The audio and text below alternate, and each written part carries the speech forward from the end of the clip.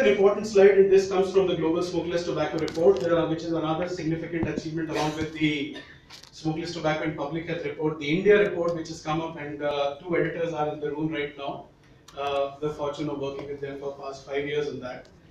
So the thing to take home message here is that although yes, this is a problem of Southeast Asia, 90% users are here, but the thing to remember is now smokeless tobacco, along with areca nut, is being used in 130 countries of the world, more than 130 countries of the world. And this tells you the global magnitude of the problem. It's not a problem of South Asia or Southeast Asia, but it's a global problem. And then somebody from the Congress of United States, Howard Devereaux to be precise, said that praise without end the go-ahead zeal of whoever it was who invented the wheel, but never a word for the poor soul's sake that thought ahead and invented the brake. And cessation is that brake. That's the secondary prevention which Dr. Shastri was talking about, and this is something which becomes very important when in the whole gamut of tobacco control. Dr. Ashwini mentioned Everett systematic review. Fortunately or unfortunately, this is the recent or the most latest systematic review which we have, but there are certain important things which we can take home from that. Although yes, it is not LMIC focused, it was only on randomized controlled trials, but that's the nature of Cochrane reviews. And what it said was that there were two studies where they found out that varenicline increases smokeless tobacco abstinence rates. There were two trials of bupropion that did not detect a benefit. Neither nicotine patch nor nicotine gum had an impact on abstinence. These are very important points which we should keep in mind when we are developing context-specific and content-sensitive interventions, specifically from a low and middle-income country perspective. And then they went further, and then they looked at what are the various behavioral interventions which have been found to be successful. And they said that yes, the telephone counseling technique, with or without oral examination and feedback, if they are used in tandem, they have a larger effect size, or they have got more abstinence rates associated with them. And then yes, there was also some mention of using interactive websites. If the website is dynamic, or if the website is helping it is providing supportive supervision, it is always beneficial. So these are some important messages which the review really points out towards. Was that the time?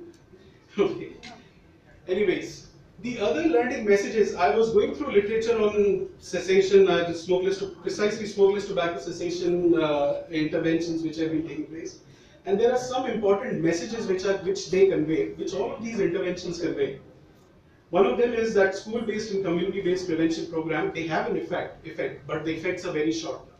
However, if these school-based programs or family-based or mass media programs, if they are conjoined with the school, with the family support programs, they have an effect. They have a larger effect. And so this gives us a point. This gives us a further research direction where we should really work on. And then pharmacological aids such as NRTs help reduce withdrawal symptoms and cravings in smokeless tobacco users, which is again an important point. Medication may be helpful in reducing symptoms associated with quitting tobacco use, and in case of varenicline, increasing short-term quit rates. And this is where the whole entire argument around health system strengthening comes in, which Dr. P.C. Gupta was mentioning in the morning, and I'll come back to it. So I have been involved in various studies which have looked at tobacco cessation through PHFI, through my own work under my different studies which I have undertaken, and two projects which I wanted to mention specifically dealing with health system strengthening is one called the strengthening of tobacco control efforts through innovative partnerships and strategies. We did it in 2 states of the country, in 12 districts, in Gujarat and Andhra Pradesh. We trained about 1,000 physicians and 1,500 frontline health workers. And what we found was that if the health system strengthening initiatives are taken in tandem with community-based intervention, they have more than 3.3 or 3.4 times higher odds of providing you abstinence rates, sound abstinence rates. So that was something which was very important. That yes, it's not one, it's a combination, or it's taking everything together, which really helps. We further developed on that, and again, Dr. Rakesh Gupta is in the audience, who has been a guiding force for the second project which I wanted to mention. It's called Project Scope. It was also dealing with training of primary care physicians for improving cessation activities in resource-constrained settings, We did it in 2 states of the country, Rajasthan and Orissa, again in 5 districts. It had a quasi experimental design. We trained about 500 doctors, and the quit rates which we gathered, there was no salivary protein or nothing biochemical validation which we could do because of budgetary constraints. However, we did some exit interviews to corroborate on the findings of what has been the impact of the intervention.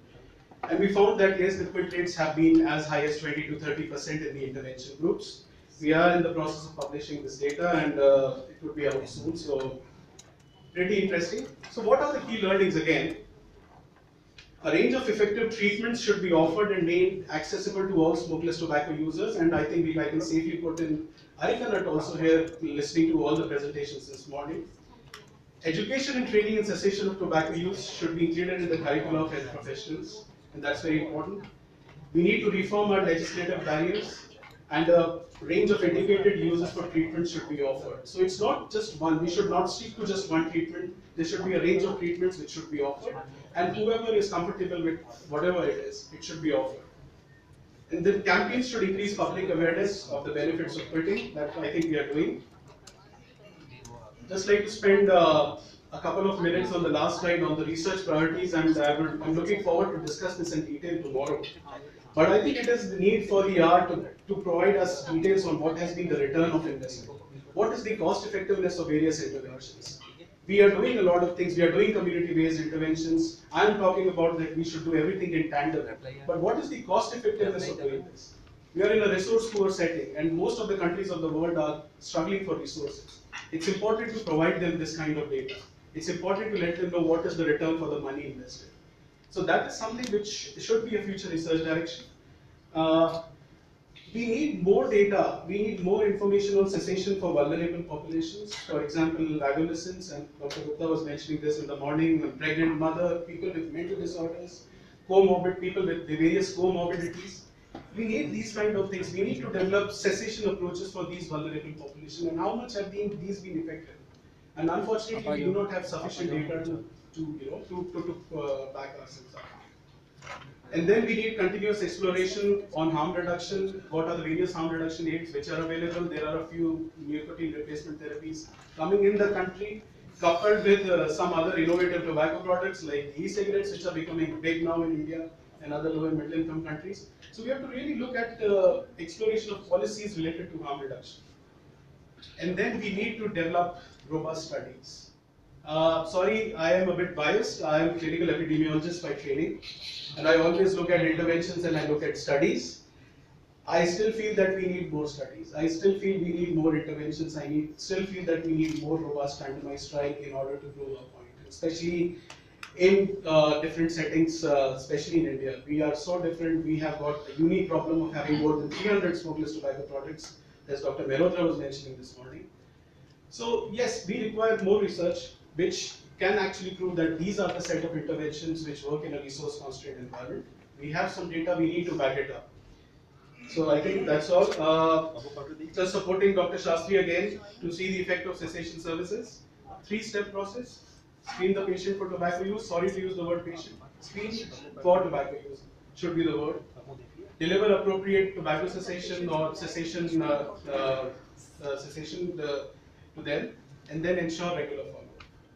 That's something very important which we need to keep in mind. I hope I have done justice to the time, and happy to discuss this later when we talk. Thank you very much. Thank you, Manu. Thank you for a very detailed and a very concise representation of tobacco cessation. Amit, are you speaking? Before he speaks, I'm afraid because of the time, we have a Zoom live session by Dr. Mark Parasmandola from NCI At 4 o'clock.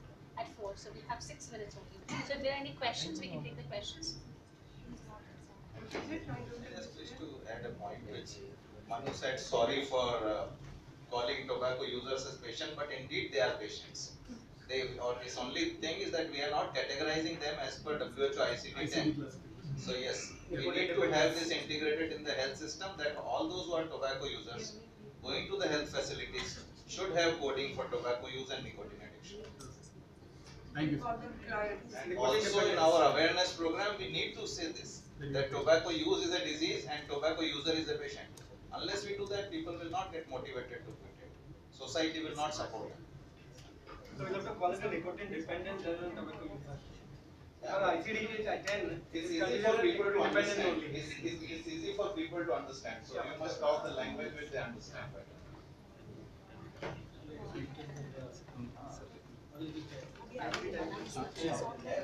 is what I'm saying, sir. Our system is not recording.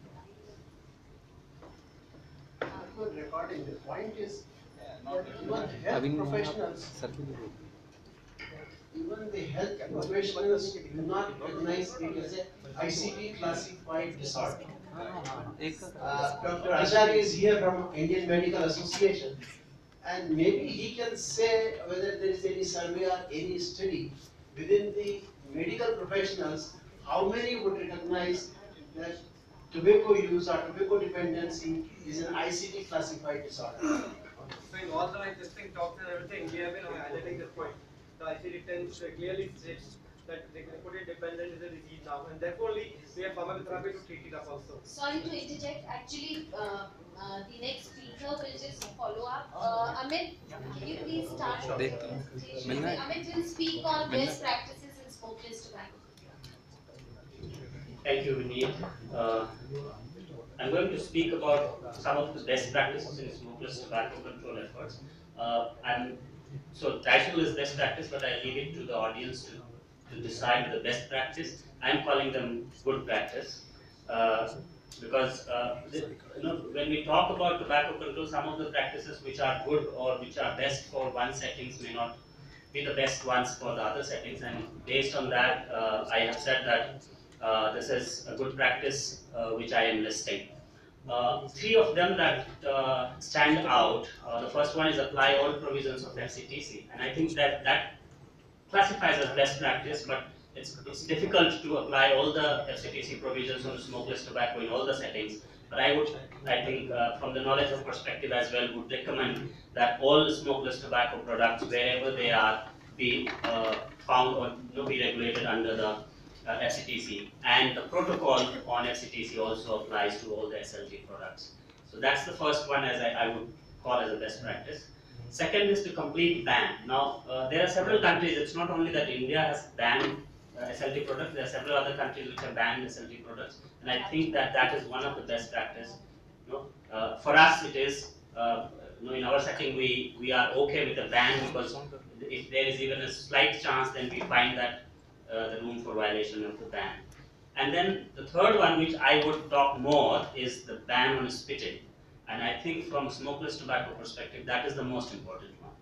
So several parties have implemented the partial bans, and there's even in terms of spitting ban, we know that from the early tuberculosis time, the spitting ban has been there, and in between now it has returned as a smoke-free law, and in terms of prohibition on smoking in public places ban. So when we talk about FCTC, so these are different articles, and Article 6, taxation, we see that as per the Empower report, South Korea has the highest rate of taxation on SLT products, and which is more than 80%, and it is huge tax on SLT products, which is a best practice. 85% large warnings are best practice. In terms of awareness, the mass media campaign Sunita and Mukesh, which are being implemented, are best practice. In Myanmar, there is a specific on areca nut, which is a best practice. Complete ban on direct and indirect advertisement. We are struggling with indirect advertisement of smokeless tobacco product, and I think that needs to be banned completely.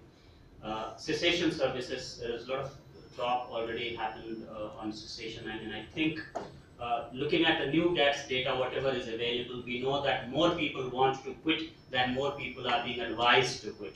So I think it is a huge mismatch, or again, Manu was talking about health system, so it's a huge gap in the health system itself and in our dealing with the problem itself. So there are 60 to 70% of people who are using tobacco want to quit, but we are only advising 35 to 40%. So you can see the gap. I think the huge startup that is there. So you can build a startup from cessation, and it will really flourish. Then the governmental licensing, no, I think for retail licensing, which the government of India has come up, which is a good practice, and in compliant with the protocol as well. Then increasing the age up to 21 years. There's several countries which have up the age for access to tobacco to 21 years, which is another good practice. Then collect data. One of the problems from the hub perspective, we found that several countries do not collect data on smokeless tobacco itself. Though 135 countries classify smokeless tobacco product as tobacco product, but they do not collect data on use, prevalence, and other things, policies on smokeless tobacco, and that's a huge gap. So under Article 20 of the convention would suggest that every country should get this data on smokeless tobacco product use. So that would be a best practice. Now, efforts by parties, government licensing. As per the COP, WHO report submitted to the COP, 26 countries require license for sale of SLT products. Several countries regulate the production, distribution, and sale as cottage industry as well. Then there's an age restriction of 21 in several countries. There's to reduce the appeal. Even certain countries ban use of sweeteners and flavoring for SLT products. So, when we talk about ban, 45 countries have banned sale, 11 countries have banned manufacture, and 6 countries have banned import of SLT products. You can see all of these information in the fact sheet that is there in the booklet, which is developed by the colleagues at Hub. Dr. Deepika is one of them, and this is one of the fact sheet that he has developed. SLT ban in India. So we started banning from 2000, early 2000. We started banning SLT products and gutka, pan masala, but later on Supreme Court intervention it was nullified. But again, I think from the FSSAI Act has come, and thereafter the smokeless tobacco is banned in India. The impact part is a little questionable, but I would still feel that the initiation part would have gone down, because for youth and for minors, it would be difficult to get a gutka, which has now become expensive before the ban. So I think that is one of the impact that I would consider as good practice. I haven't included, but several states in the country have now started banning smokeless tobacco. And Assam, Maharashtra, Bihar. Assam has a specific act on banning. Which got Yeah, I think that no, we need to support that kind of an act, and no, hope that the government of Assam takes it to Supreme Court. Now I come to my area where I say that that's the area where you need to work, and that's the place where you can actually do a best practice on smokeless tobacco, ban spitting. There's already provisions which exist that say that you should not spit in public places. And no, we are at the hub trying to get information from tobacco users and common people that do they consider that if there is a ban on spitting, would it, in terms of motivate them not to use, or in terms of encourage them not to use, or just the not banning spitting in public places, a motivator to use, or a facilitator to use smokeless tobacco in public places and spoil the public properties. So that is something that I think needs to be looked at. Yes, ma'am, definitely. So I think this is completely contradictory, and with the Chief Minister of Uttar Pradesh saying that all the government premises should be free from spitting and not using gutka and pan masala, and I think that needs to be implemented across country, and it's really bad, sad that people can spit anywhere they want in India. It's sad. I think there are several countries which have banned, and they actually fine people for spitting in public places, and there are instances. It's not that we cannot ban. We hear that there are certain sections of the community that there would be, let's say, some tribal population, or maybe some specific communities who might be, might feel this as a infringement on their personal choices. But I think for the larger community, the larger public health, this needs to be done. And the list of countries are not just one and two, and there are several. In Myanmar also spitting, again, you see the areca nut in Myanmar. Mostly the burden is because of the betel nut use along with the smokeless tobacco, and so they have banned use of betel nut in public places. Similarly, PNG also have the highest burden of areca nut used with smokeless tobacco, which is chewing tobaccos, and they have banned it from using in the street. Ban in spitting in India is again in railways, metro rail corporations. Several states have banned it. And then even the municipal laws also ban. Several municipal laws are there which ban. If you go to Simla Mall Road, you would find that spitting here attracts 500 rupees fine. That's there. So several of these, I think these are good practices which are there. Now, in terms of impact, that's where I think the researchers in the room would, I think, should take up and understand the behavior of behavior and impact of spitting ban that it would have. And I think there's one study Dr. Sinha figured out, found out, and we looked at this, and it says that when they asked that why do people said that we don't want to use tobacco in public because it calls for spitting, and which is bad in terms of people see and spitting and ass dropping, which was embarrassing in front of others. So I think if you ban this habit of spitting and ass dropping in public, it would help people in quitting as well, and there would be lesser user of these products. So that's my take. Thank you very much for listening. Any questions?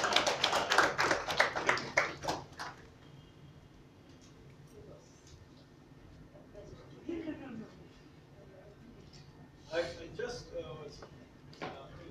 interesting perspective. As I said, I'm not a clinician, but banning and implementation are two different things in this country.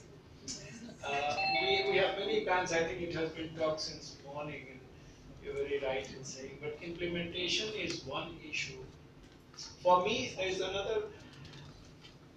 I do not know professionally clinicians who are a little insensitive to recognizing tobacco and other things as a disease, uh, compared to say engineers. When somehow there is a wider, huge, larger population of clinicians tend to smoke for whatever reason than other professions. Than engineers, for instance, as I see from outside, I'm neither of the two. So, any comments? I do not know why. Although now there is a ban of educational institutions, smoking and other things. So there's the health hazards of tobacco and other things also. Similarly, IMA has got a challenge relating to all of these branches. We have 18 branches across the country not to have tobacco or smoking during the pediatric meeting time also. So nowadays we also are having a smokers meetings also. But as you rightly said, it is not being implemented properly. Just to Actually, as you have said, implementation is something different and making use of mail ID twice. But there is some impossible things which have been made possible in Indore. Indore is the cleanest city of the country, and Indore has learned how to keep it clean by keeping the wastage, weight wastage and dry wastage separately, and they have trained the people like this. So this is the need of the time that a movement has to be. It has to be a social movement, not the law. Laws never control the things totally. Social movements changes the society totally. Can I make a comment, Chair? in reference to what you said, sir, and what you also said, I think while you're right, laws that are difficult to enforce, if 50% of your male population or let's say 40% is having smokeless tobacco in India and another 20% of your female population, obviously you cannot go to every nook and corner of the country, and tobacco sale is not licensed in this country. It's the one product which is a marketing delight because it's available anywhere, even under the tree.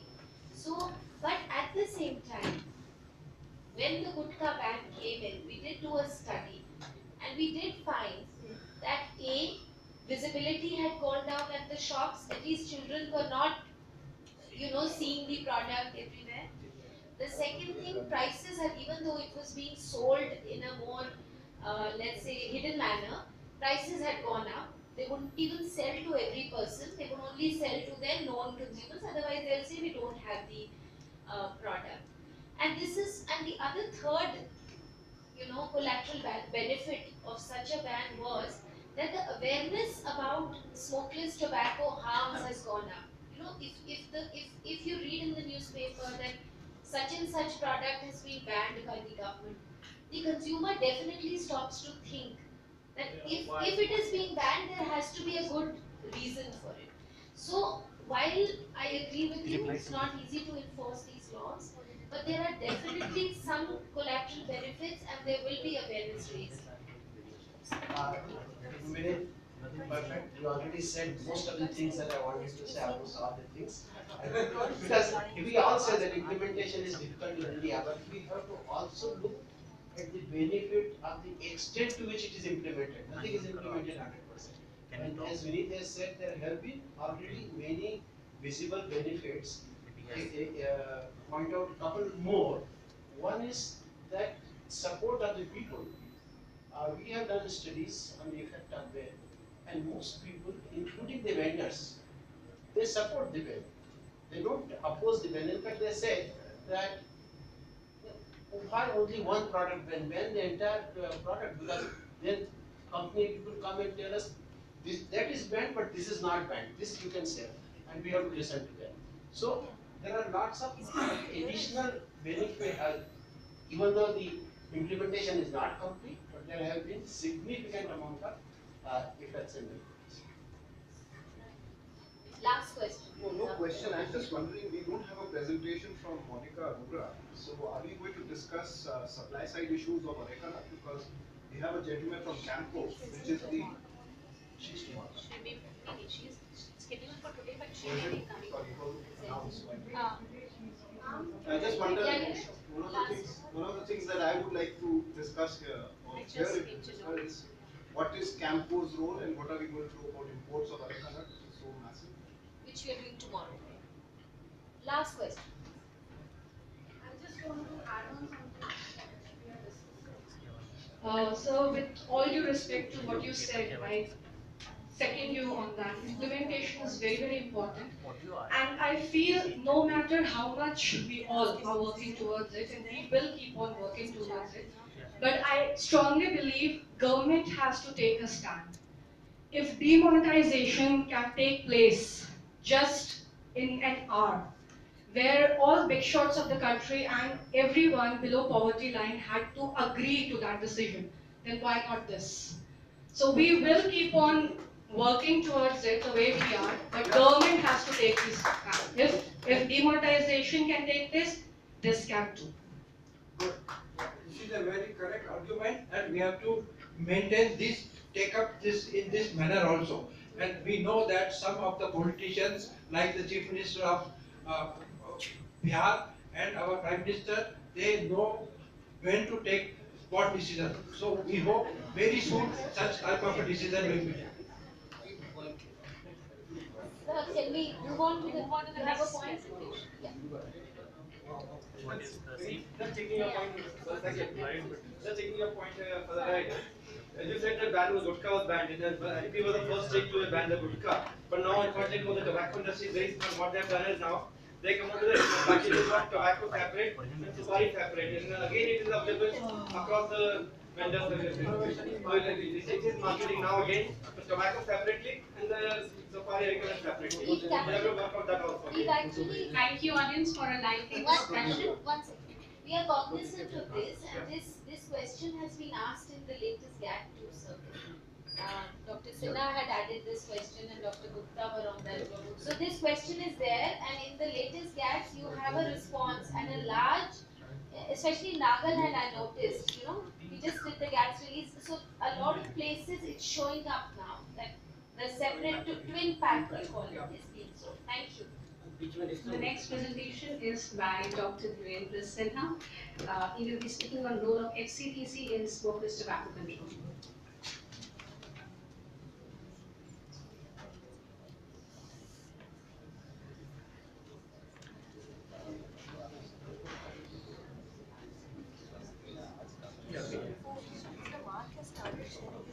It started with good morning, and I'm going to start with good evening. Good evening. Good evening. Okay, so and my second question to this organizer that the research priorities, how this has fit, the subject has fit into. But I will try that Professor Mehrotra might have in his mind that the people should get some idea that how COP Secretariat works and what is the updates on those issues. That's why he has kept this subject. Uh, that I came to understand because it does not fit into the research priorities. So it's wasted of time for 10 or 15 minutes, but it will certainly help the audience that how the COP Secretariat is helping the smokeless tobacco control globally. You must be aware that the WHO FCTC World Health Organization Framework Convention on Tobacco Control came into action in 2005 in February. It is also known as FCTC. It is also known as treaty. It is sometimes they call it Framework Convention, or sometimes they call it Convention to the Parties. Uh, by yesterday, there are 180 parties. If you include one group, it will be 181. So there is a conglomeration of at least 181 parties who are committed to the tobacco control in principle. So there is a body internationally who are committed to tobacco control, but they are in different stages of tobacco control. We will hear that where some countries are lying and what is happening around the world.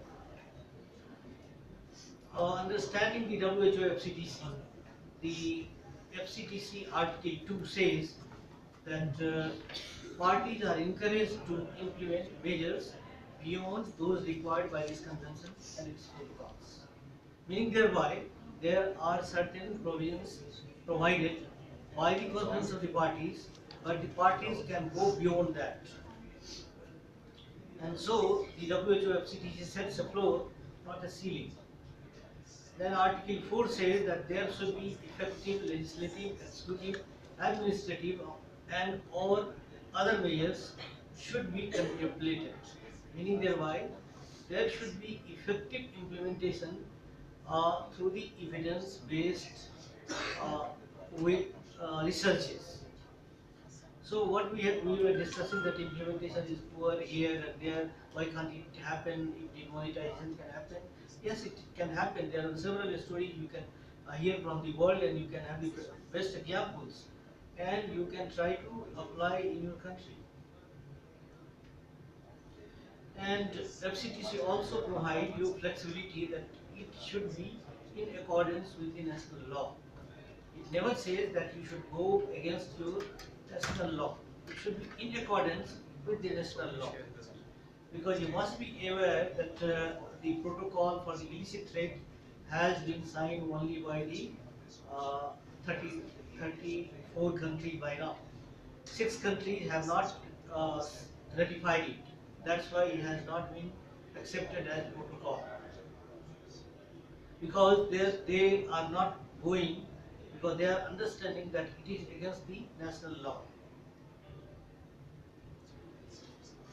And you must be aware that there is an evidence-based tool to save lives, and that is FCTC.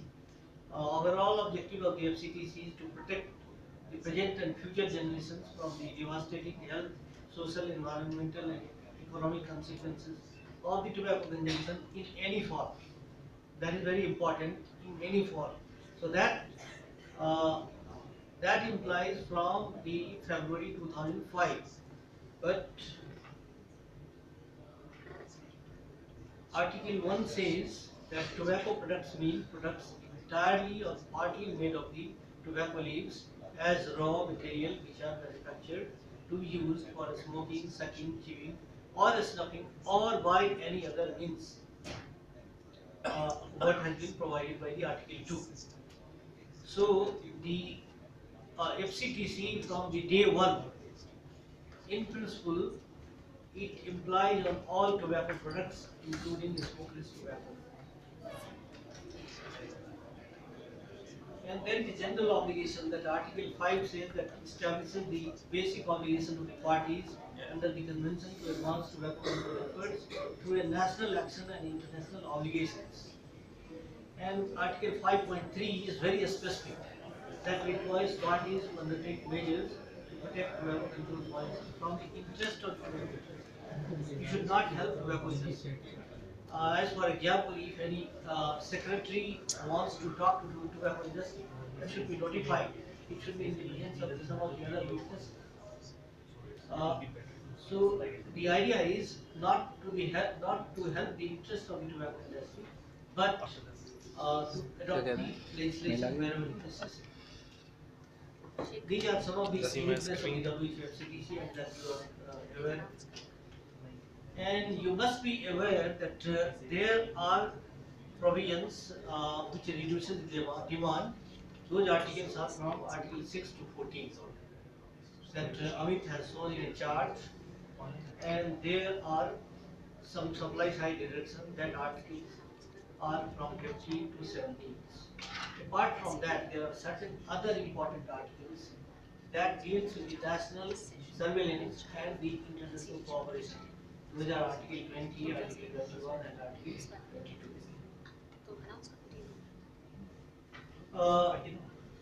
The WHO FCTC is a body of 180 parties. They meet every 2 years.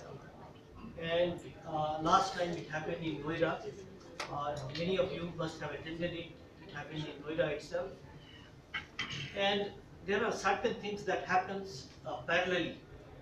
The WHO headquarters, with the help of the WHO regional offices and the WHO country offices, they are publishing the Empower Tobacco Epidemic Global Tobacco Epidemic Report.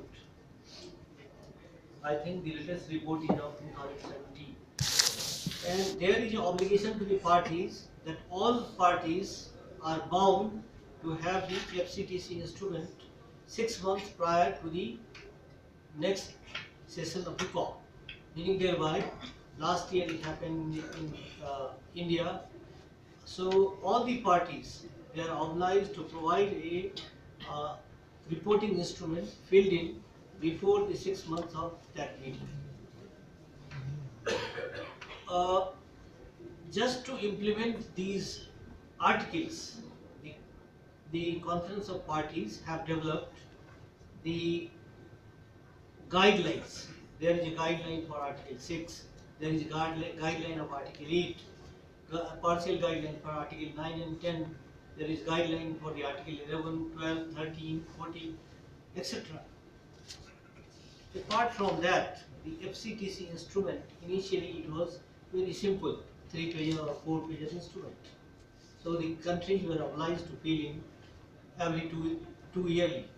Now that has been extended, and there has been modification to include the questionnaire on the tobacco control of different tobacco products. So what the Conference of Parties have done, they have provided the articles, they have provided the protocols, they have provided the guidelines for different articles, how to implement, and we will see some of the examples that how it is implemented.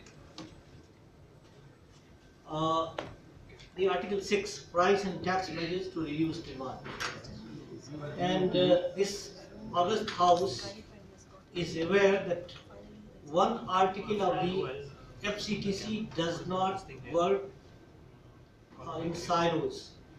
If there are implementation of 2 or 3 or 4 articles in tandem, then there is reduction of tobacco use in that country. I am giving you some of the examples that from GATS 1 and 2, we have learned that the price of the smokeless tobacco product has gone double from 2009 to 2017. The advertisement of the smokeless tobacco products has fallen down by 50%. And these two have helped in bringing the smokeless tobacco use down. So there are 2 process measures that GATS 2 is telling that there has been some improvement, although there is a room that this double of the price, the economists, they are working on that whether they have taken into account of the inflation or not. So those are details things. But in nutshell, we are knowing that there are two process indicators, that the price of the smokeless tobacco product has risen twice between 2009 and 2017, and the advertisement of the smokeless tobacco product has gone down by 50%. So you can see the effect in India. And this only does not apply to India, and price and tax increases are effective means of decreasing tobacco consumptions, mostly among youth and women. Uh, Unfortunately, with the tobacco, with the FCTC in advancement, there has not been a lot of emphasis on smokeless tobacco control by conference of the parties. Vinny may witness, or Dr. Gupta may witness, that from the day I have joined WHO, I was pushing smokeless tobacco like anything. It was my daily business. I had fight with my headquarter people, I had fight with several other people, and I was fighting with sometimes with Dr. Gupta also, that this publication should come in time, because globally this information should go. Because my intention was from the very first day, in 2001 I joined WHO, and second time I joined in 2006. My intention was that it should be equally treated as smoking, because this is our baby and we should take care of this. And I had several fights, and I had several losses also, because pushing this thing. But fortunately, everyone was with me, and there were certain successes. And still today, we have only the price and tax measures known only for 35 countries.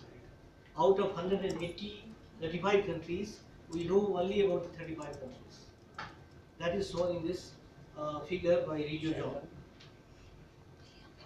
Then Article 9, the tobacco industry has the ironic privilege of selling tobacco products which kill half of their consumers. With this non-reserved privilege should come into the burden of the responsibility. And you might have heard that India is going ahead of tobacco testing laboratories, and one of them is going to be established in this center. And there are other two which is going to be either in whom, pardon?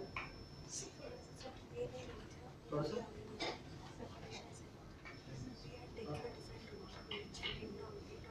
No, that cannot be allowed. If I will speak or he will speak. No, you speak, sir. Yeah. Okay. Do not put me in pressure. So, and likewise, the Article 10, it also relates to the regulation of the tobacco product disclosures. And you might have seen that most of the countries, most of the ratified parties, they have not regulation or implemented these things.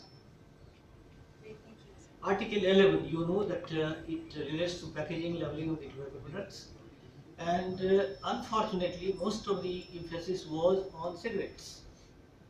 There was unequal emphasis on smokeless tobacco products. But we are very happy that high burden countries like India, Bangladesh, and some African countries, they are coming up in a big way. They are high burden countries for having the bigger graphic health warnings on the smokeless tobacco products also.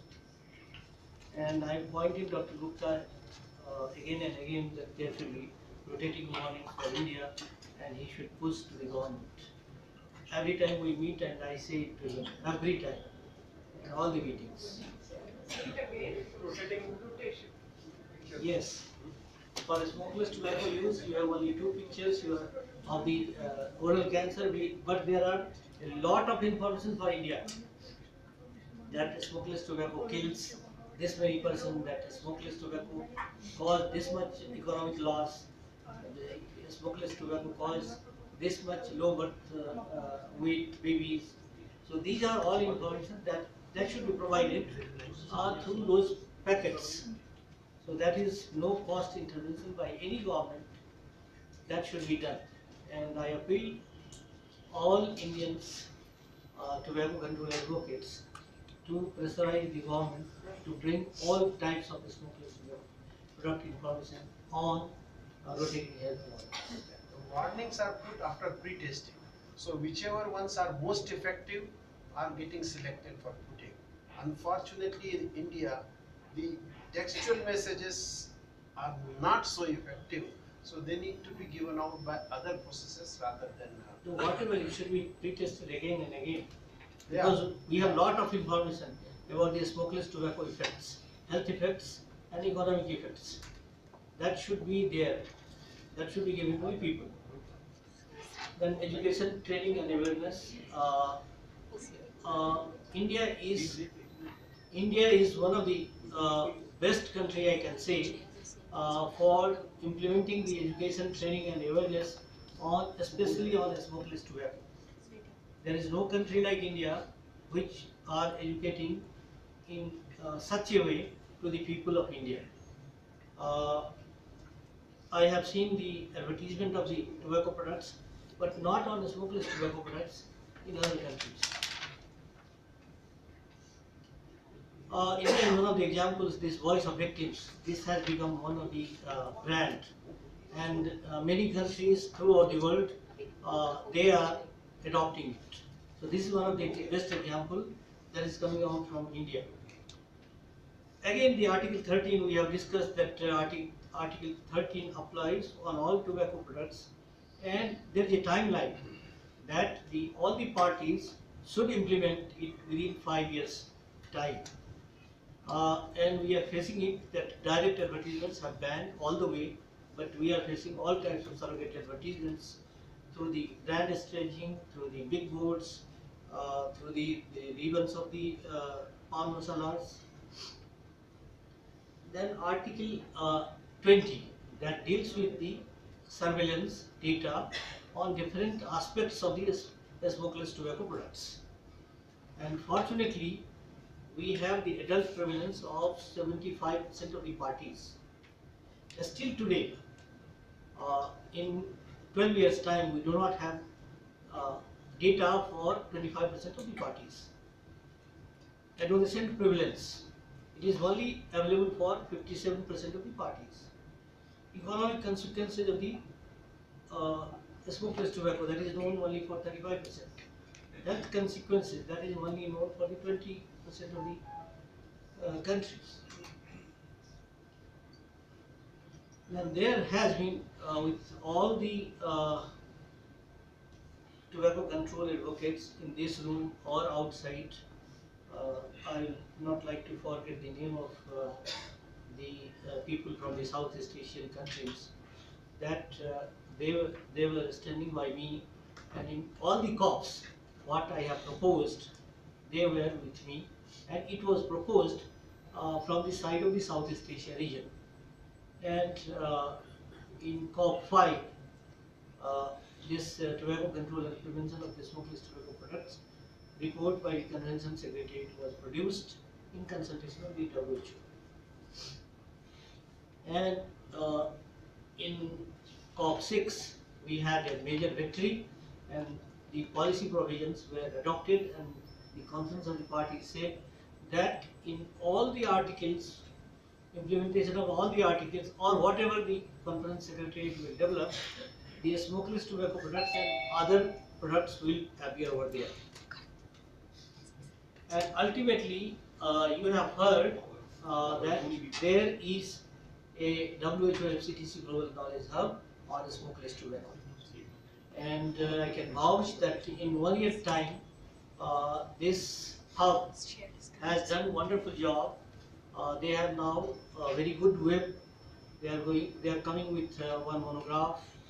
They have different profiles, and they are going to produce evidence which can help different countries in strengthening the smokeless tobacco control.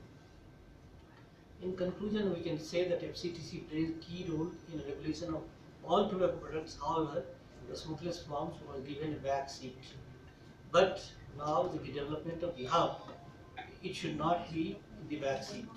Countries have to recognize the high burden of the smokeless tobacco and implement relevant legislative measures. The formulation of the guidelines under the FCTC are evidence-based and requires commitment from the member countries, meaning by the conference of the parties. Thank you very much.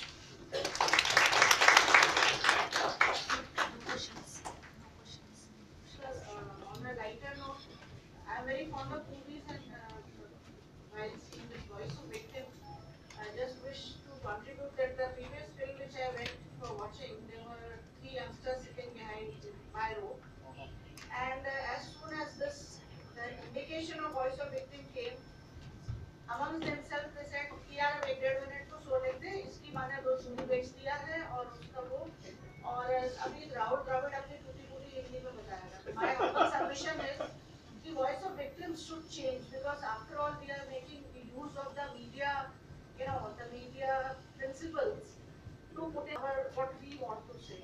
And I mean that was educative for me. That's a very valid point, ma'am. Not to me. Voice of victims, people are there and chair is there. This is not really actually the voice of victims. This is actually a policy of the government of India to show 30-second spots in the beginning and middle of the film. And these spots are usually given by Ministry of Health with support from partners. And I completely agree with you that these spots should be changed every 3 months. They are very effective, but they should be. Yeah, because then is inertia sets in, visual and the inertia sets in, and people start it, and we are mocking them rather than empathizing. Yes, Ministry is working on making the next change. Now Mark Paraskandula is there, so chair, can I go to my seat? Thank you, sir. We'll quickly wrap up the session. And to honor the speakers, I would like to request Dr. Dhaliwal to present a memento to Dr. Surendra Shastri.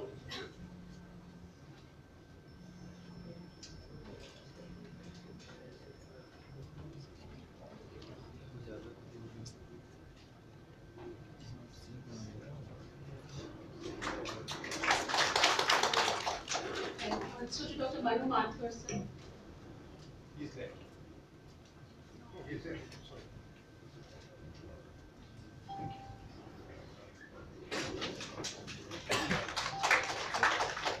Requesting Mrs. Vinnie Gill to present a memento to Dr. Amit Yadav.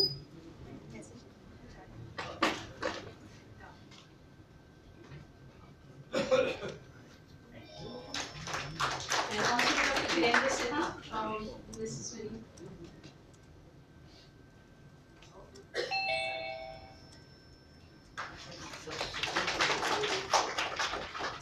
Thank you very much. And now we'll have this live Zoom session by Dr. Mark. And as Dr. Mark, you can see on the screen, he's waiting for us. He's an epidemiologist in the Tobacco Control Research Branch Division of the Cancer Control and Population Sciences at National Cancer Institute, USA. As a program director at NCI, he currently oversees a research portfolio with a focus on tobacco products, smokeless tobacco, and international tobacco control research. Over to you, Mark. Can you hear me? Yes, I can hear you. Can you hear me well? Yeah, I can hear you very well. I'm sorry, we had this technical difficulty. Now that we are here, you can just start off. Okay, great. Well, I'm sorry I can't join you all, but I'm glad to be able to participate in the meeting and good to see some familiar faces on the video. So I'll just jump right in. I assume you can see my slide.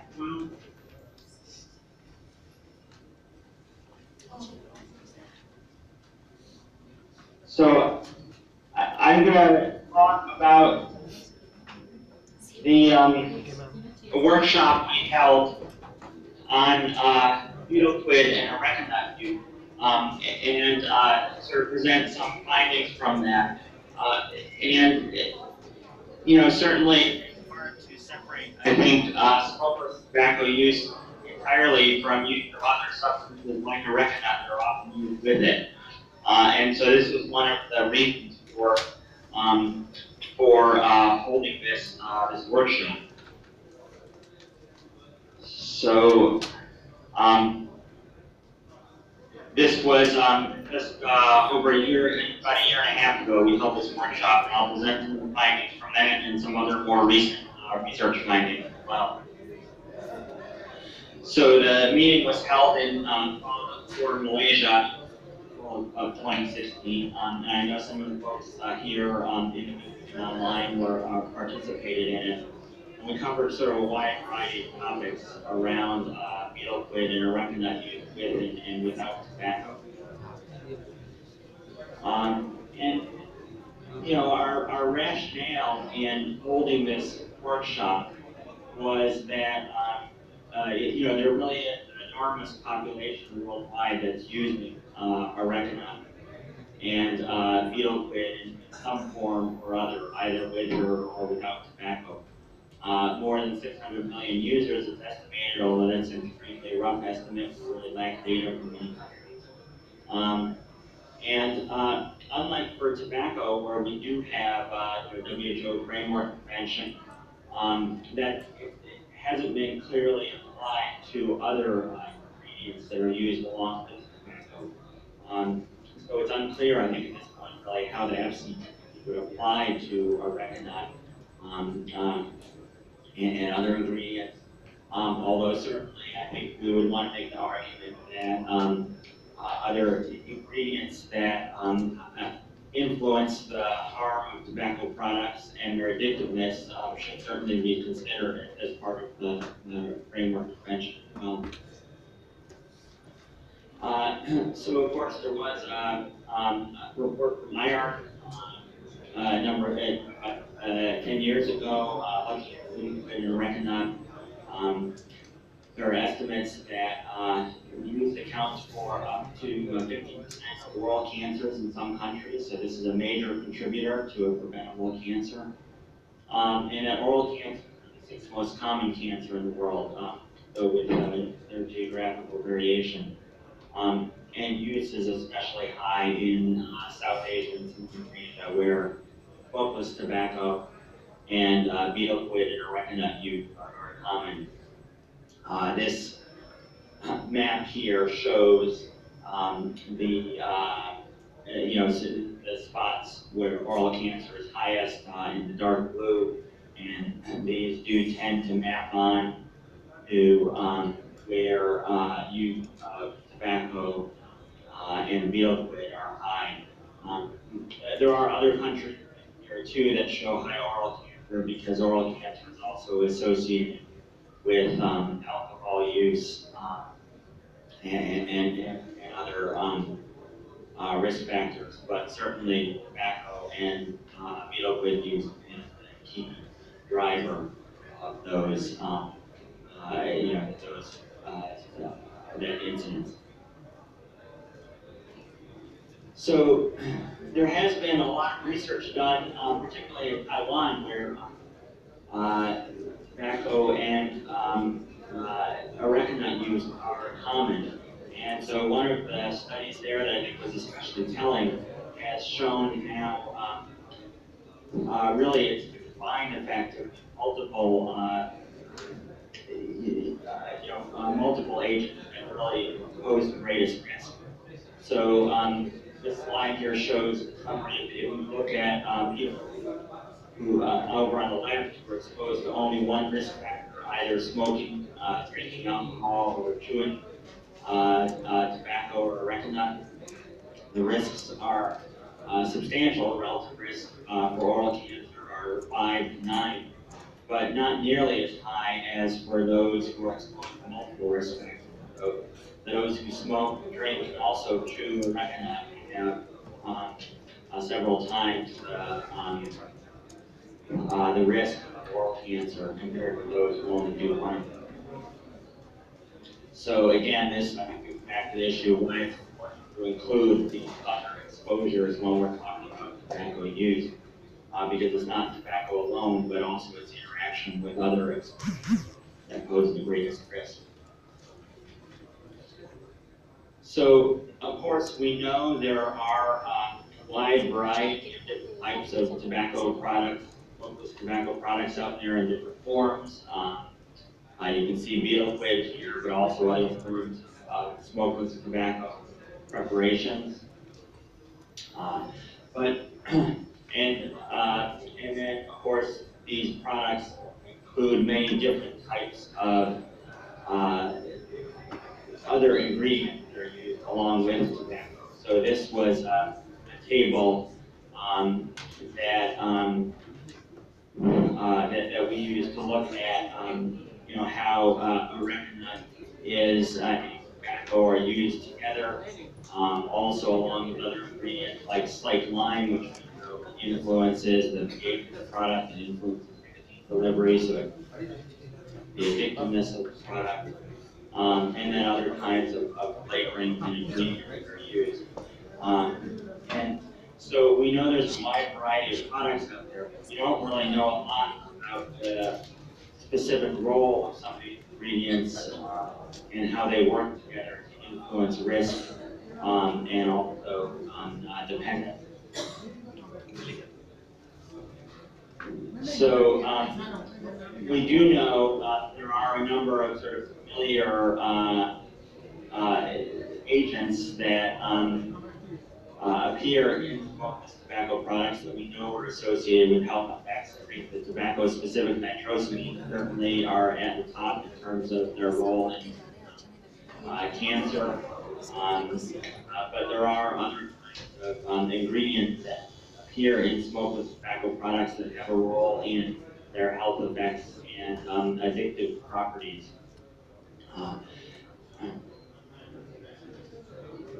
And I think it's important to note that the levels of these ingredients varies widely across different types of products. And this is really one of the biggest challenges we face, I think, with smokeless tobacco products and including betel quid as well. Because we often we don't really know what users are being exposed to in terms of the levels of different constituents. So this table here shows the wide variation in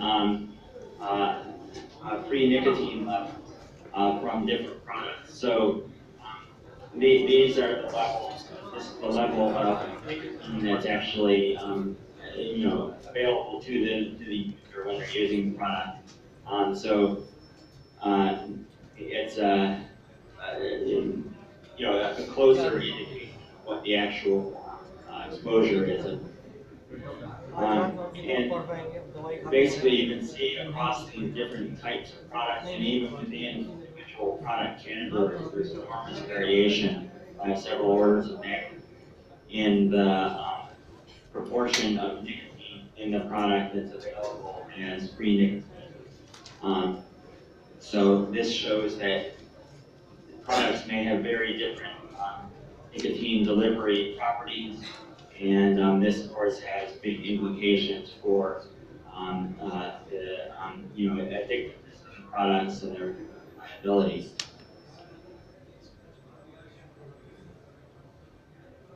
And we also see wide variation across these different product categories in delivery of carcinogens as well. So this is a diagram from a study that was done in the U.S. looking at one of the metabolites of tobacco-specific nitrosamine in the urine of tobacco users. And we saw that the levels vary widely across different brands of smokeless tobacco products. And I would expect that, this is within the U.S. market, I would expect that within the sort of more unregulated markets and sort of local production tobacco products in countries like India, we'll probably see even wider variation because those products are not being products that are not being mass produced. So we also look at this is a paper that just came out recently at betel quid and started out there's almost no data at this point on sort of the characteristics of different areca nut products. And again, like all smokeless, tobacco, there's a wide variety of products and other preparations and other ingredients that are included with them. I think it's important to start gathering this information. We just did a pilot study to with a relatively small number of samples of products from different places, India and China, to get a sense of what the level of variation was. We looked at alkaloids in the products, which are implicated also in the addictive nature of the product, and especially areca is thought to have a role in tending to produce the properties of areca. And we saw that across these different product categories, looking at different areca products, masala, and other products, was variation in the levels of different alkaloids in the product. So the combination of alkaloids that appear in their relative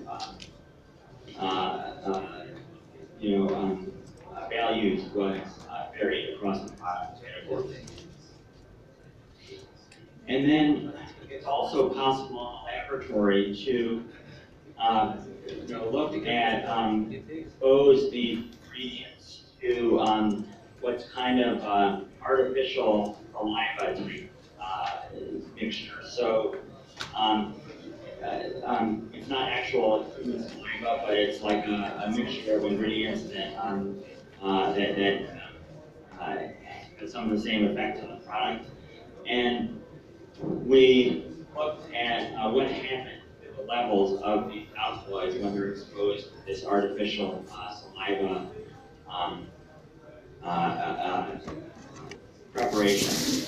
And after exposure to that preparation, the levels of these different alkaloids vary substantially. So, I think the key point here is that we can't just look at the product alone. We have to also look at try to understand what the user is actually exposed to, and that includes other factors other than what is in the product itself, but also how they are exposed to it, the effect of saliva and that sort of thing. So I think we still have a lot to learn here about what users of these different products are being exposed to, and then what the eventual health effects are.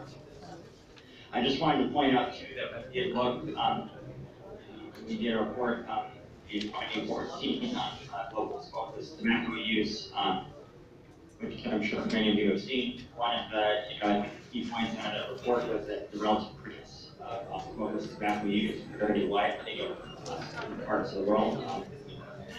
Epidemiologic studies in countries, and particularly in Scandinavia, the US, and India, we looked at here. You can see substantial differences in the relative risk. And then that also translates into big differences in the attributable burden of oral cancer that is due to smokeless tobacco use. And the attributable burden, of course, in India is quite large. As you can see over on the right there. So one of the conclusions of that report was that it's difficult to make generalizations about smokeless tobacco products as a category because there are these differences in ingredients, preparation, and also the ultimate health effects. And we expect that it's some of these differences in the product characteristics and how they're used that really account for those differences we see in health effects around the world. So I just wanted to, just before I wrap up, mention briefly too that we had a report out earlier this year on the economics of tobacco and tobacco control. one of the key conclusions of that report was that we really lack a lot of data have almost no data on the economics of smokeless tobacco. So I think this is definitely an area that is important to look at for future research. We know that tobacco taxes are underutilized as an intervention for tobacco control and prevention, and that's probably even more so the case for smokeless tobacco, where products are not taxed as highly in most countries as are cigarettes. And then finally, just in terms of future research needs, which I think it'd be great to see out of this workshop come some recommendations and greater focus on what the research needs are going forward. I think we have a great opportunity now to study tobacco use by looking at comparisons across countries and looking at the impact of different interventions that are being put in place. So we do have a paper coming out, will be out actually in December from the betel quid and areca nut meeting I mentioned. It'll be in Lancet Oncology coming out in the next couple of weeks.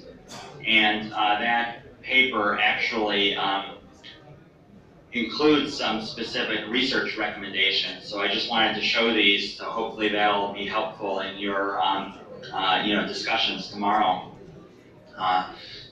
But some of the key recommendations we made were a need to characterize the different types of products and their use across the region. I think, as I mentioned, there's a lot we still have to learn about these products, their ingredients, and how they're used.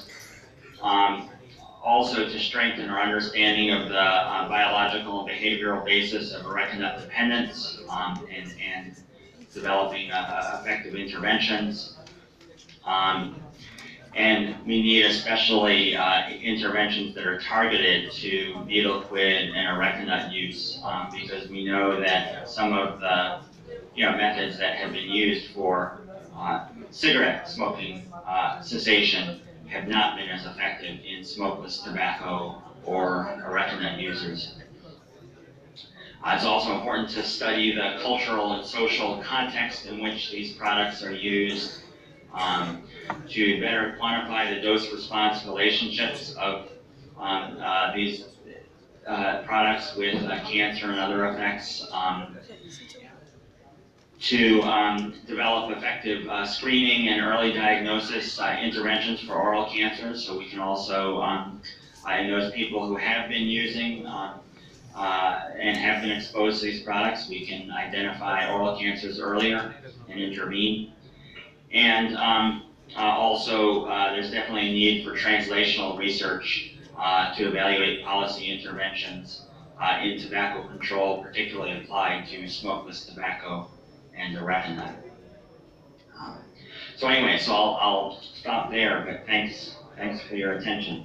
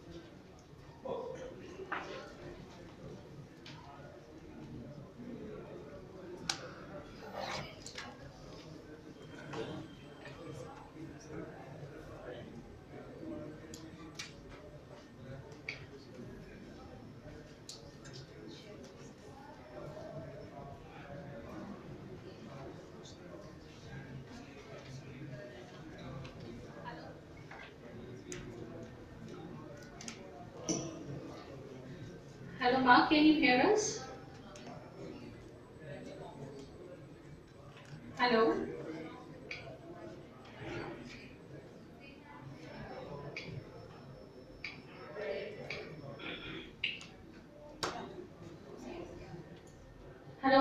hear us? Yeah, I can hear you now. Can you stop the slide share now so that we can see you? Okay, yes.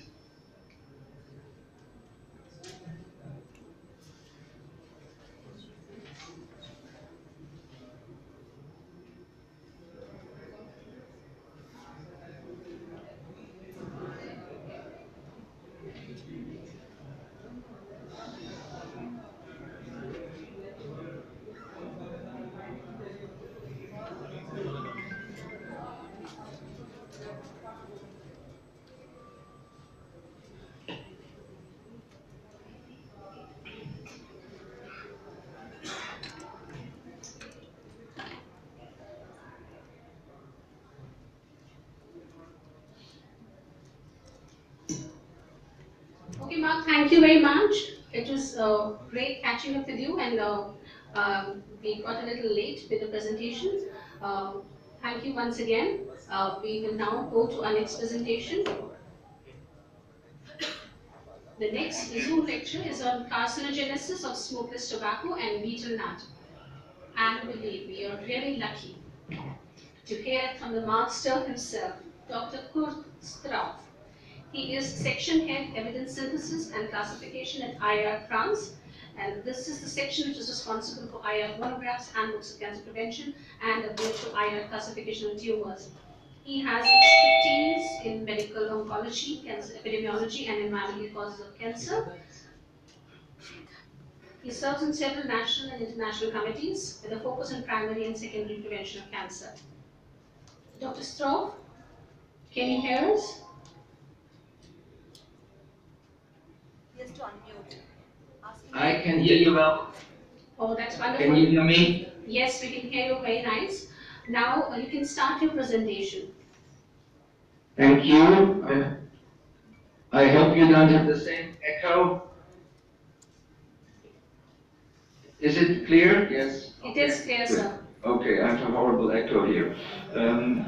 Thank you for inviting me to this important workshop, and welcome to all my friends and colleagues. And it's unfortunate that I cannot be with you today in person. I would have loved to do that, like Mark. But I think let's try to get the best out of this video conference, and it's really my pleasure to be with you today, at least virtually. Next slide, please. So my presentation will focus on the IARC monographs and other IARC series in regard to the global burden of smokeless tobacco and cancer. And please forgive me any overlap with any previous presentations. I've seen very eminent speakers, and including Mark just a moment ago, and there may be some overlap, so please forgive. Let me start with a background that from the IARC data on the global registration of cancer, we know that there are about 14 million new cases that occurred in 2012. But we also estimate that by 2035, there will be 24 million new cases.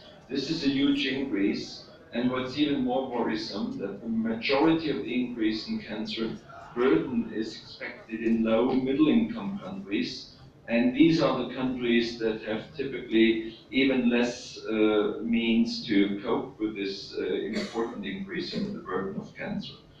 For all of these, prevention is the single most effective response to these challenges.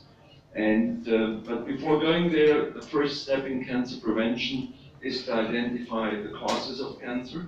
That's where the monographs come in, and also to know what works in cancer prevention. This is where the IARC handbooks of cancer prevention come in. Next, please.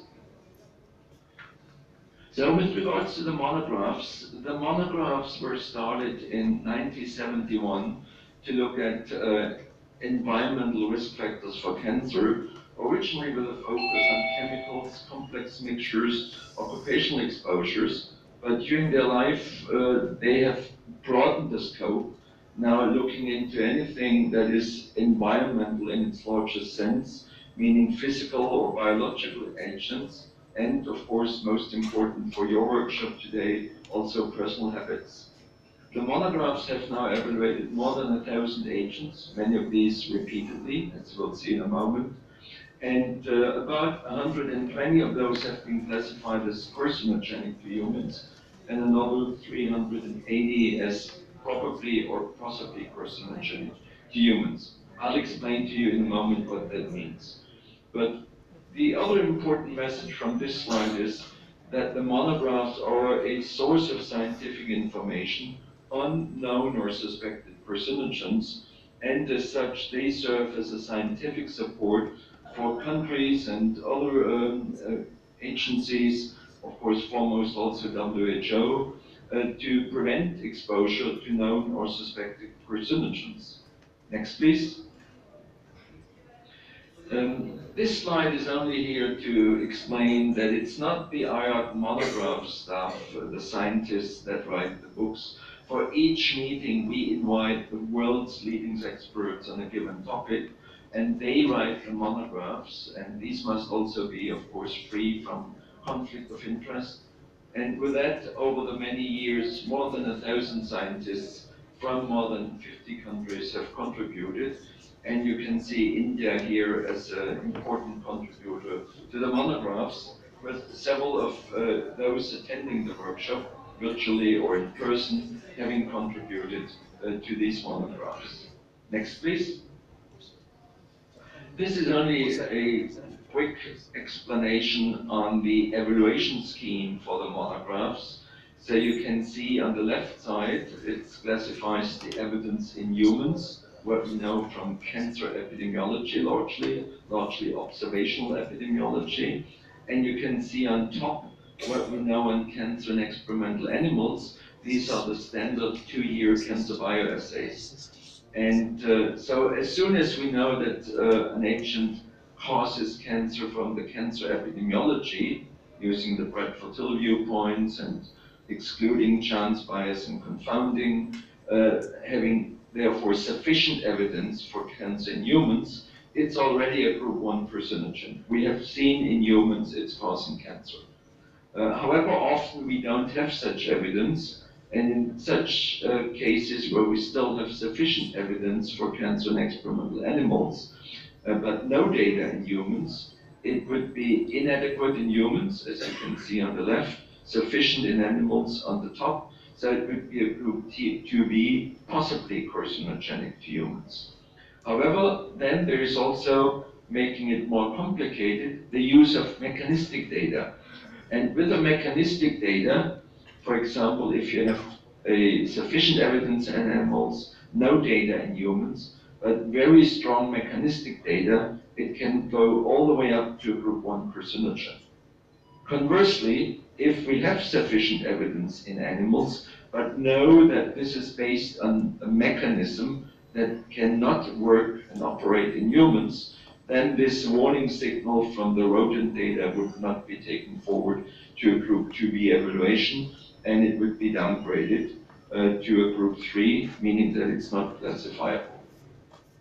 Next, please. Another slide to prepare for the main facts is that on the occasion of the volume 100 of the IARC monographs, we set out to update all the critical data, the published scientific literature for each of the group 1 carcinogens that had already been classified in group 1, and also try to really systematically identify the tumor sites that have been linked with the exposure, and also identify the wealth of new data on plausible mechanisms. So this is where, so far, the most recent evaluation on the smokeless tobacco and the beetle grid, with or without tobacco, was reviewed in the volume 100E, Lifestyle Factors, in September 2009. Next, please. Now, this slide is to show that in parallel to the monographs, we have also started another series, that is the IARC Handbooks of Cancer Prevention. These were launched in the mid-90s to complement the IARC monographs evaluation of the carcinogenicity hazard with evaluations of cancer preventive agents. The working procedures and evaluation scheme closely mirrored those of the monographs, and more recently, after kind of some different focus on, I'll get into that in a moment, the handbooks were relaunched with a broader initial scope on all parts of primary and secondary prevention. Next, please. So this is the short history of the IR handbooks of cancer prevention. You can see originally it started on chemopreventive agents. That was in the mid-90s with big hope on chemoprevention. But then we also took on screening as a secondary prevention with a volume 7 on breast cancer screening. And important for today's workshop, a whole series within the series on tobacco control. And that looked into the reversal of risk after quitting smoking, but then also in other population-based measures to control the burden of tobacco. There was one on the effectiveness of smoke-free policies. Probably there is something to be learned for the smokeless tobacco, but of course it is a different issue because you're not exposed to second-hand tobacco smoke. And then certainly applicable a book on the effectiveness of price and tax policies for the control of tobacco. This is the volume 14 of the IARC Handbooks of Cancer Prevention, and all of the material that I mentioned in my talk is freely available from our website, so you can download the whole book on the effectiveness of price and tax policies. But as I had mentioned earlier, in some of the meetings in India, at the time of the handbook 14, most of the data were in fact on tobacco smoking and also with a focus on high-income countries. So I think this is really something that would be worth looking into from the perspective of control of smokeless tobacco and betel quid, because of the specific scenarios are very different. Because of the way they're produced, because of the way they are marketed, and also because of the special regional setting. Next, please. This is a short history of the cancer sites recognized to be causally associated with tobacco smoking. And this is an important lesson learned. Probably not many of you would still remember how kind of fierce the fight was in the late 50s, early 60s, if there is indeed evidence that tobacco smoking causes lung cancer. It's almost impossible for us to understand nowadays. But with every single IARC monograph meeting on tobacco smoking and its carcinogenicity in volume 38, volume 83 in 2004, and in the volume 100 series, additional cancer sites were identified that were then clearly related to the tobacco smoking. These are all the sites that I have added here in red. And so when you look at the bottom, now the number of cancer sites that are linked with tobacco smoking these days is a very low number. And of course, this is only on cancer and cancer outcomes, and does not even yet take into account the important cardiovascular and non-malignant respiratory results. Next, please. So I think now we have everything together as a background to talk on the smokeless tobacco and betel quid and areca nut. After the volume 37, we did the volume 85 on betel quid areca nut chewing, a monograph meeting specifically focused on the topic, also with a look into areca nut derived nitrosamines, and then the update on the volume 100, where there is also monographs within this book specifically on smokeless tobacco and betel quid with and without tobacco. For the effectiveness of price and tax policies, as I mentioned, it's the volume 14 of the tobacco handbooks. And then in addition, we have also contributed to the WHO TFI IARC working group on tobacco product regulation as the scientific basis of tobacco product regulation. at the time also focused on the effect of uh, tobacco and smoked tobacco and cigarettes. So this slide is really a summary of where you can find up-to-date information on the IARC evaluations regarding smokeless tobacco and betel quid. Next, please. Now we get into the specifics of betel quid and areca nut chewing, but clearly you are the experts on your expertise on the wide variety of the betel quid and areca nut chewing that is practiced in many countries of Asia and Asian migrant communities elsewhere in the world, and there are hundreds of millions of users worldwide. But they all have in common, if it's not pure smokeless tobacco, that it contains areca nut as a common ingredient of the betel quid. And the advertising has become more aggressive recently, and also targeting middle class and children. And this is following the event of the 90s, or late 80s, 90s, of industrially manufactured products containing tobacco and also specifically geared towards adolescents. You see the different pictures, but all of this is well known to you. Next slide, please. So this is a summary of what we know on the cancer-causative effects of betel quid with or without tobacco. You can see here on the top left, betel quid with tobacco causing cancer of the oral cavity. That was the first evaluation in volume 37 in 1985. And Prakash Gupta, who is with you in person or virtually, was one of the working group members of this meeting on the carcinogenicity of betel quid. At that time, there was no distinction made between betel quid with or without tobacco, but the majority of the data really came from betel quid with tobacco. Then the next update was in the volume 85. In that time, there was an evaluation of betel quid with tobacco, and also a separate one for betel quid without tobacco for the first time. And at that time, there was a link with oral cavity cancer, the pharynx, and the esophagus cancer for betel quid with tobacco. And for the betel quid without tobacco, there was sufficient evidence that it's causing oral cavity cancer.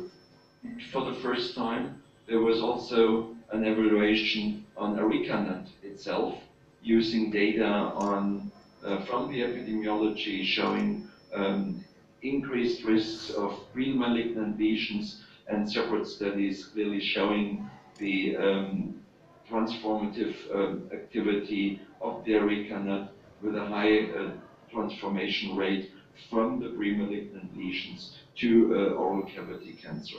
Again, Prakash Gupta, with you in person or virtually, played an important role in this meeting. Next, please.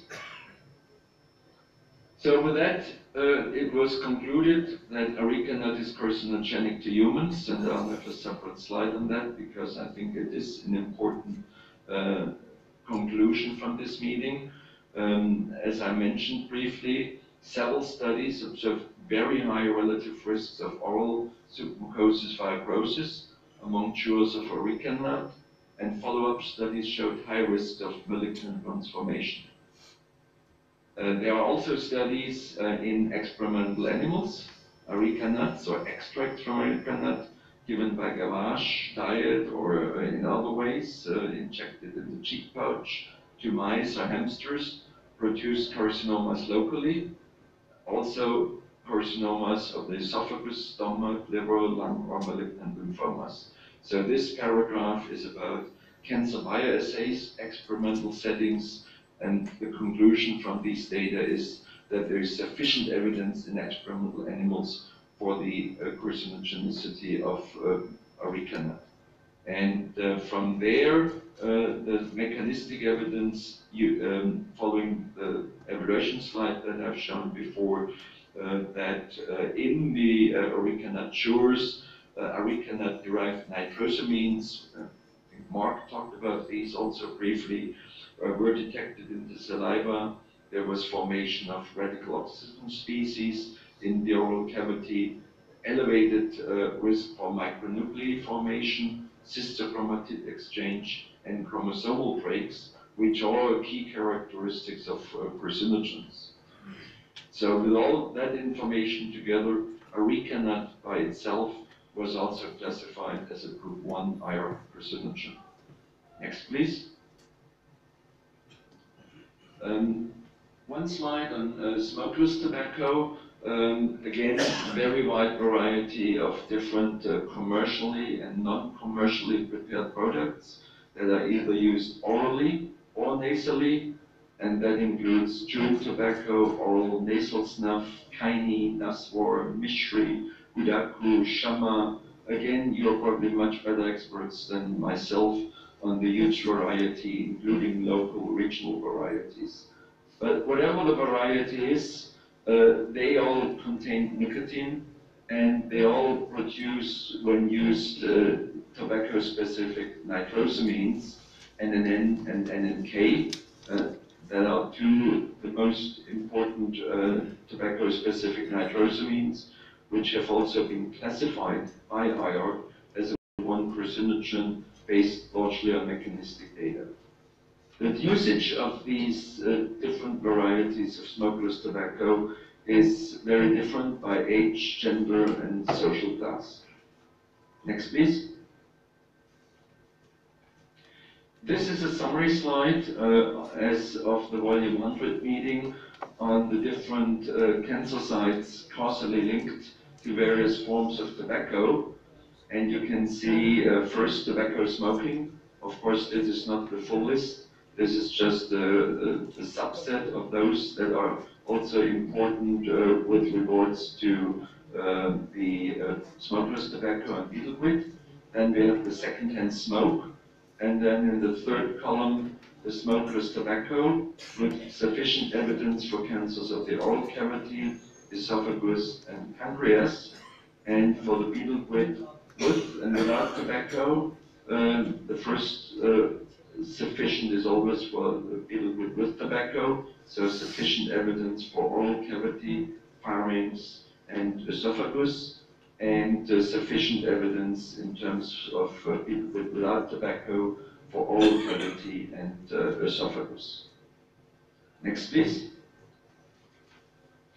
For the remainder of my presentation, I will briefly summarize a meta-analysis that we have published on the cancer epidemiology, on betel quid chewing, and the risk of oral and oropharyngeal cancer. So it's a subset of those cancers that have been linked with betel quid chewing, but these are certainly the most important ones in terms of the relative risks and also in terms of the burden of cancer.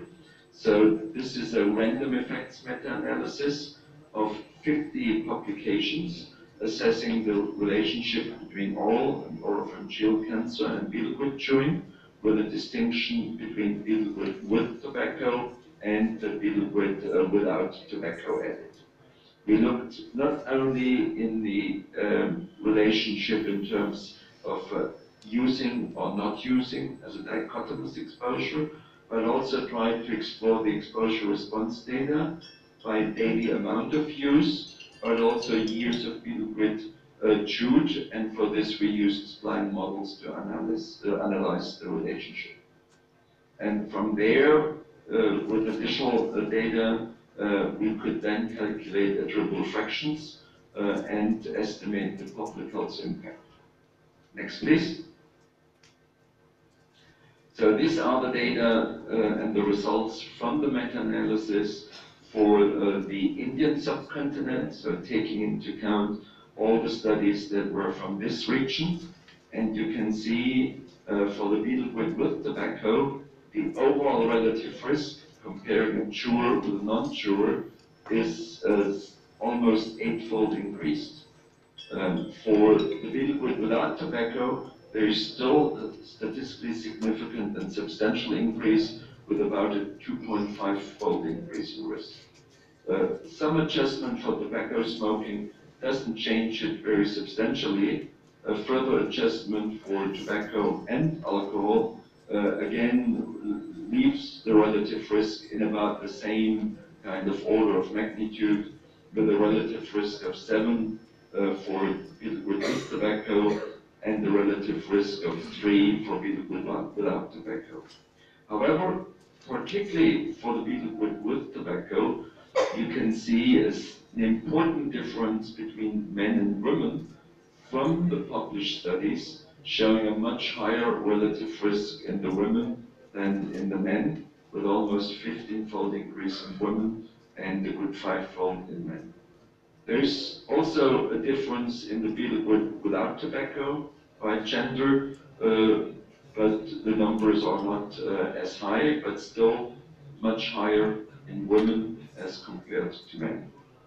If we look into the subsites that have been included in this analysis, the oral cavity has a higher relative risk for the betel quid with tobacco, about 8-fold versus about 4-fold for the oral pharynx. For the betel quid without tobacco, added the relative risk about similar, about 2.5. Next slide.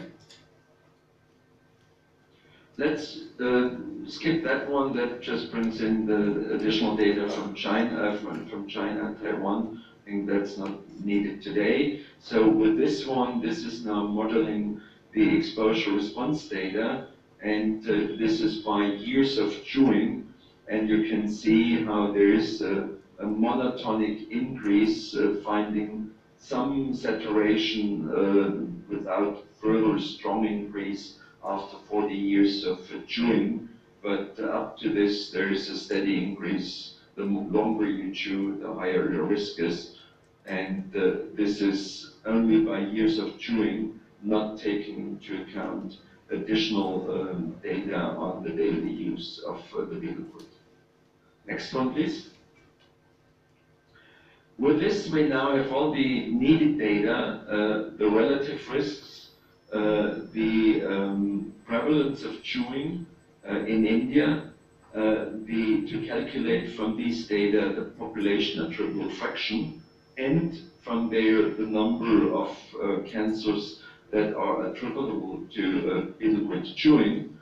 And if you look into the betel quid chewing with tobacco, and if you look by both genders, almost 50% of these cancers are due to the betel quid chewing, and there is about 45,000 new cases in men and about 25,000 new cases annually in women that are due to the different habits of betel chewing with tobacco.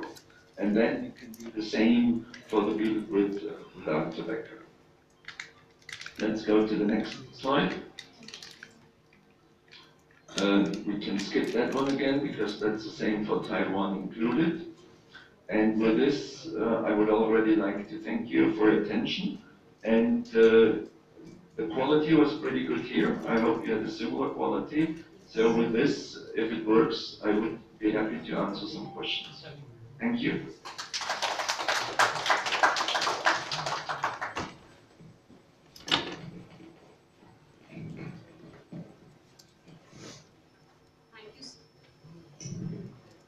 Thank you, sir, for the highly informative lecture from all of us in India. The quality here was also very good. We enjoyed a very good reception and your lecture too. If there are any questions amongst the audience, yes, there is one question. Wonderful presentation, really. Thank you. I have a question. You have very interesting data on gender in inequality in response. We have been talking also earlier about it. What's your impression? Why do you think the two genders vary so strongly, particularly betel quid and tobacco? That is, can you hear me? Yes. That is an excellent question, and I think it's still in court is a puzzle that we cannot fully explain. Let me try a few possible explanations. So the first part is I have an echo that I didn't have before. If perhaps you can do something. I don't know. Here it's okay. You are very clear. The first part is it is a relative risk. So it is if you have a low background rate in the women, then if you have the same absolute risk increase, the relative risk is higher due to the lower background rate. But it may also be due to different usages in women, or it may also be due to a higher susceptibility in women. So I think the one factor is clear, but it's not clear what the other contributing factors may be. I think it is still an open research question in court. Thank you. Any other questions?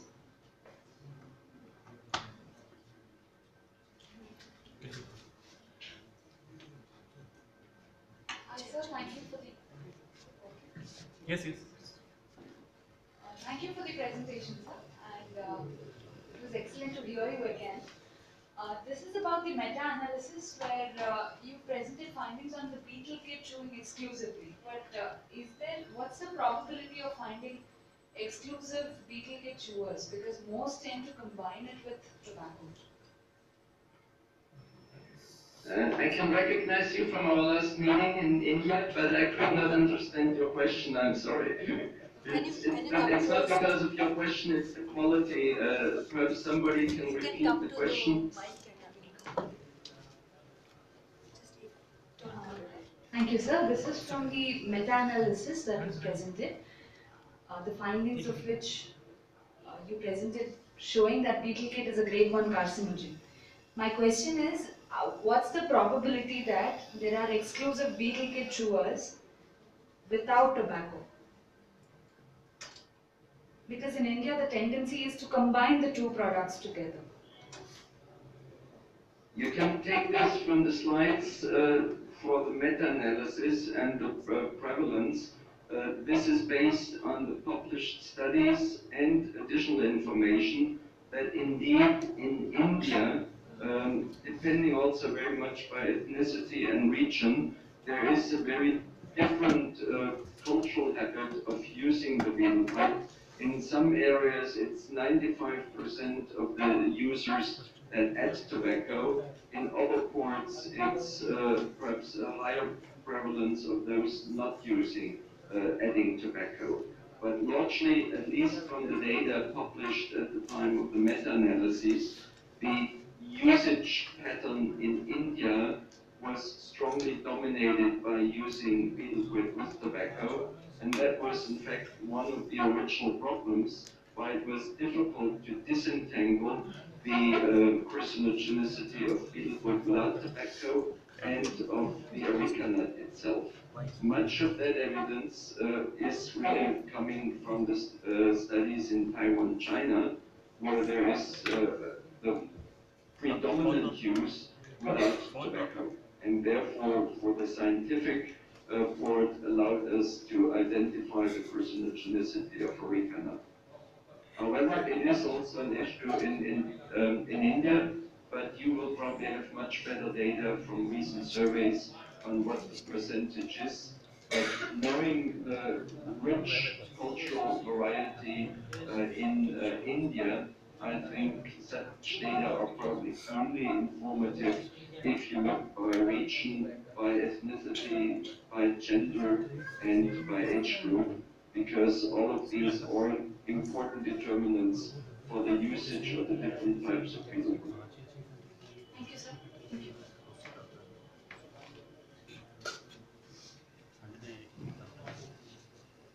Thank you, sir. Thank you very much. I don't think there are any more questions. Thank you for your valuable time. And that brings us to the end of the scientific part of today's workshop.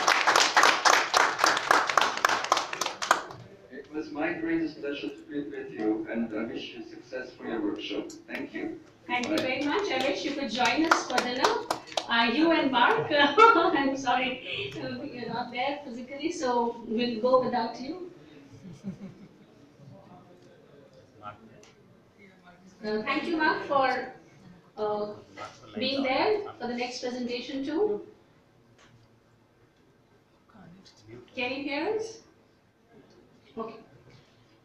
So, all of you are now cordially invited for the dinner at 7 at Tribo the Great at Sector 39, Noida. And we'll see you tomorrow, same place. Thank you. Thank you. Thank you.